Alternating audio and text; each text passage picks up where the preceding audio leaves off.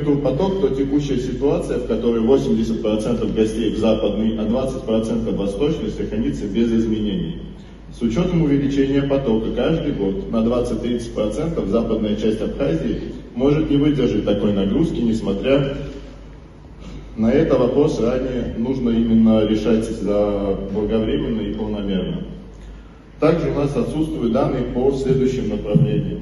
Отдают предпочтение, на что тратят денежные средства и каким маршрутом двигаются, в каком количестве и составе приезжают.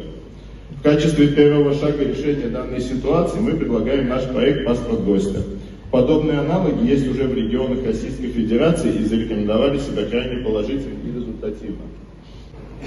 Благодаря паспорту гостя мы сможем не только понимать, кто приехал, в каком количестве, каким маршрутом двигается, сколько денег оставляют на продукты, на экскурсии, но и грамотно прокладывать маршруты для гостей на будущее и выбирать, какой регион мы хотим развивать следующим.